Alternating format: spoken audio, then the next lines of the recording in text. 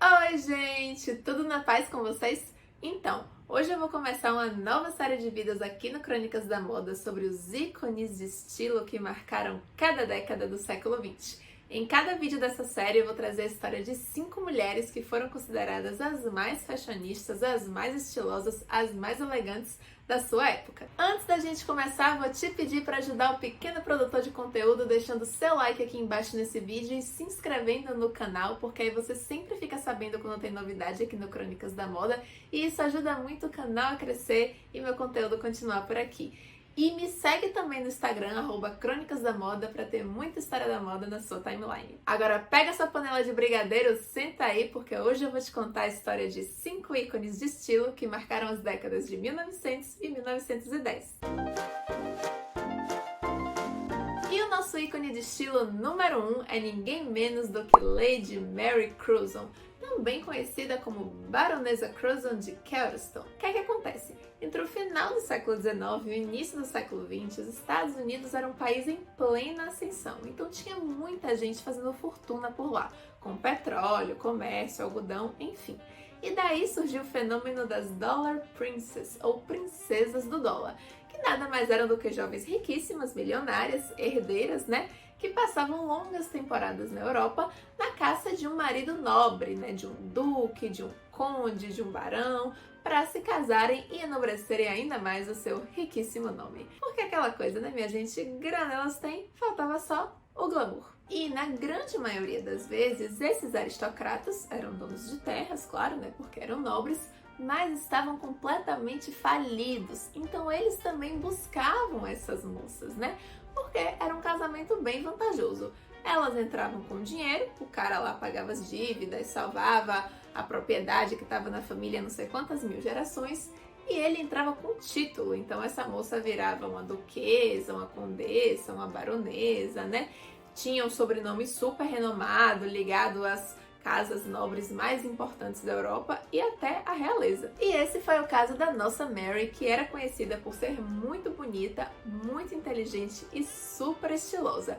E com esses atributos ela fez nada mais nada menos que o melhor casamento da temporada, agarrando George Curzon, que era o filho do vice-rei da Índia. Nessa época a Índia era colônia inglesa e o vice-rei era um aristocrata inglês que era como se fosse um representante do rei lá na colônia. Mary e George ficaram noivos em segredo e eles se casaram em Washington em 1895.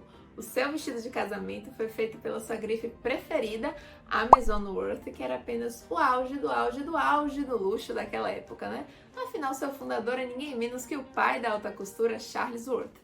Era algo como se hoje você ter o seu vestido de casamento feito pela alta costura da Chanel, ou da Dior, por exemplo. Esse vestido de Mary era de cetim marfim, com adornos de renda e uma longa cauda.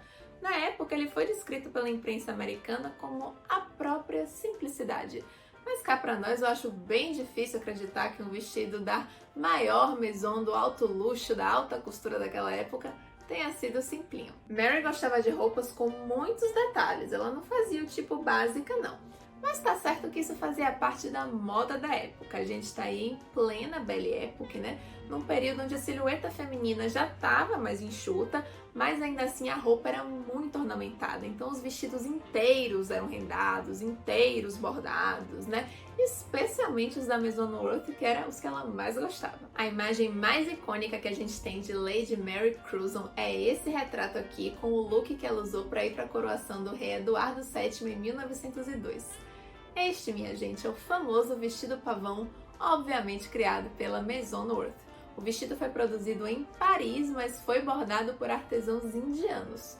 O que é bastante característico, se a gente pensar que na época que ela usou esse vestido, ela já era vice-rainha da Índia. O vestido era feito de um tecido dourado, todo coberto por um bordado brilhante, e as penas de pavão também eram bordadas. E pasmem, para fazer os olhos das penas, eles usaram asas de besouros azuis e verdes. Agora só Deus sabe como é que eles conseguiram pegar essas asas de besouros.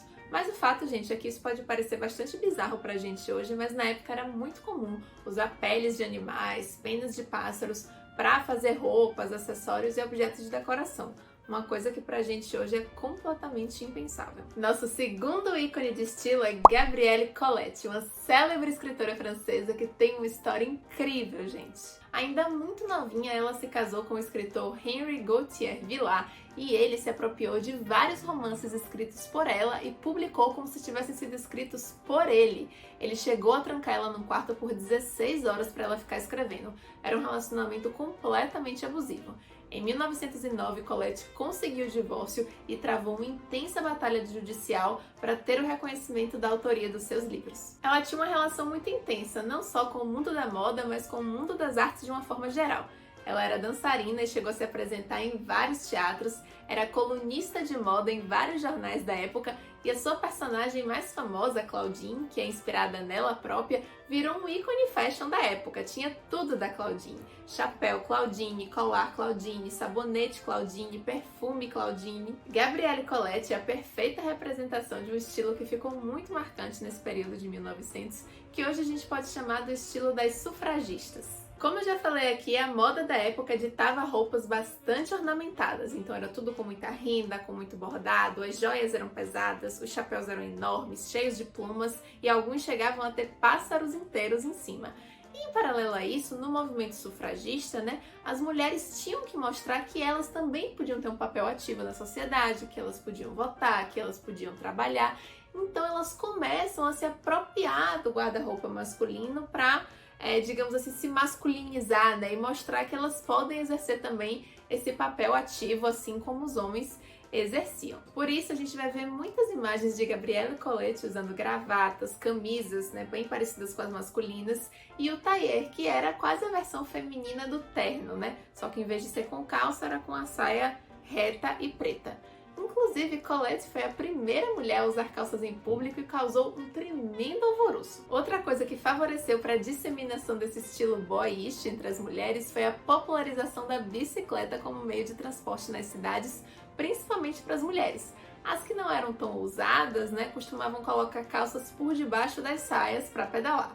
E as que eram mais ousadas usavam a saia bifurcada, que era uma calça, só que ela era mais fofinha, ela era uma calça bufante. E uma curiosidade interessante é que Gabrielle Colette se tornou uma grande amiga de Coco Chanel, afinal as duas tinham estilos bastante parecidos e eram até charás. Nosso ícone de estilo número 3 é Camille Clifford, ou a Gibson Girl, a garota Gibson, que era o ideal de mulher, o padrão de beleza do início do século. A garota Gibson foi criada pelo ilustrador Charles Dana Gibson e fez um grande sucesso estampando várias revistas da época, inclusive a revista Life, que existe até hoje. Ela era tipo assim a avó das pin-ups, que só vão bombar nos anos 40 e 50, e a garota Gibson era tipo a pin-up do início do século. Nos primeiros anos da década de 1900, Charles Dana Gibson fez um concurso para encontrar sua garota Gibson em carne e osso.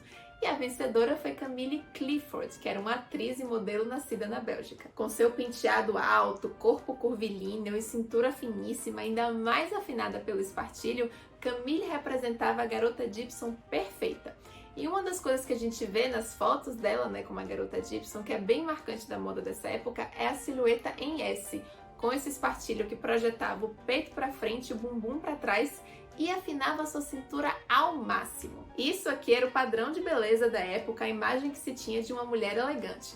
Inclusive, esse vestido que ela usa aqui se tornou um ícone da moda, a marca registrada de Camille, e todas as mulheres queriam igual.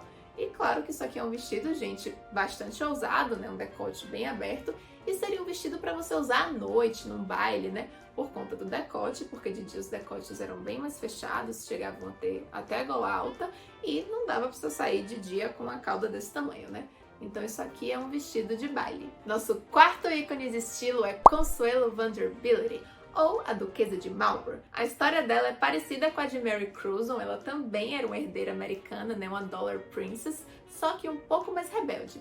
Ela foi forçada pela mãe dela a se casar com o Duque de Marlborough, mesmo sem querer. Ela odiava esse casamento, tanto é que ele nem durou muito. Mas o fato é que ela, como duquesa lá na Europa, em Londres, fez muito sucesso. Ela desenvolveu importantíssimos trabalhos sociais e, inclusive, durante a Primeira Guerra Mundial, ela financiou a construção de um hospital para cuidar dos feridos. Ela era considerada uma das mulheres mais elegantes da Europa dessa época, a ponto do escritor Sir James Barrie, autor de Peter Pan, ter dito uma vez: "Eu ficaria na rua o dia todo só para ver Consuelo Malbourne subir na sua carruagem." Consuelo era famosa pelo seu pescoço fino e esguio que ela gostava sempre de destacar nas suas produções. Por isso, ela adorava usar um colar de pérolas, que a gente vai ver em vários retratos dela que tem por aí. E ela gostava de dar uma volta para deixar ele um pouquinho aqui justo, né, no pescoço, e o resto caído aqui, uma coisa bem vibes anos 20, só para mostrar que ela já era uma mulher de vanguarda na moda. Se a gente comparar o estilo dela com o de Mary Cruzon, a gente vai ver que Consuelo era um pouco mais básica.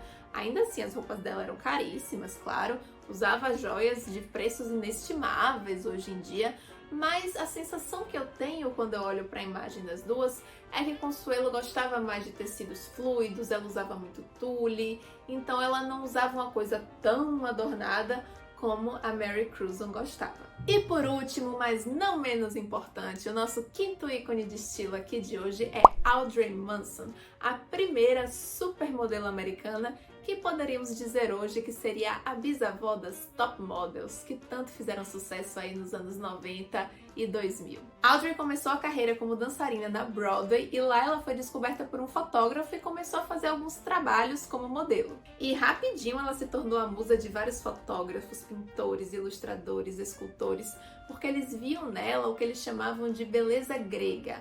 Eles olhavam ela e viam como se fosse a nova Afrodite, a própria Vênus. Alguns diziam, inclusive, que ela era a própria Vênus de Milo encarnada. Inclusive, eu não sei se você já foi a Nova York alguma vez, mas a cidade está repleta de estátuas de Audrey Munson. Ela é o segundo maior monumento feminino da cidade, ficando atrás apenas da Estátua da Liberdade, e está localizada no Municipal Building. Tem também uma estátua dela no Hotel Plaza e no Arco da Manhattan Bridge e em vários outros lugares por toda Nova York. Audrey foi uma das primeiras modelos, se não a primeira, a posar nua para os artistas e fotógrafos da época.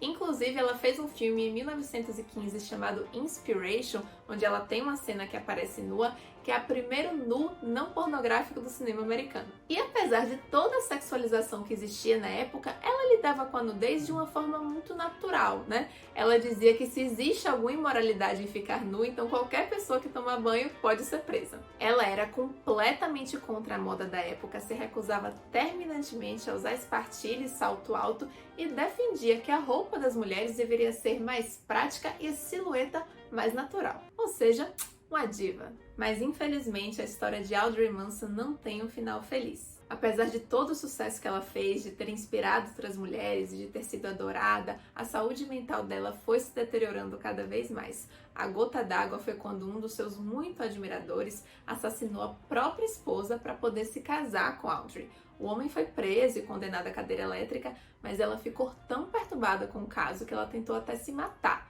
Aos 40 anos, a mãe dela internou ela no sanatório, onde ela passou mais de 60 anos. Ela faleceu aos 104 anos, renegada ao ostracismo, em 1996. E essas foram os nossos 5 ícones de estilo de 1900 e 1910. Obviamente, existem outras mulheres estilosas, elegantes, né, dessa época. E aqui também eu só trouxe um pouquinho da história de cada uma, né, para pincelar para vocês. Mas se vocês quiserem saber mais um pouco da história delas, é só colocar aqui nos comentários que a gente continua conversando por aqui, tá? E se você gostou desse conteúdo, pode compartilhar esse vídeo à vontade, manda aí para quem você conhece que você sabe que vai gostar. Até a próxima. Tchau!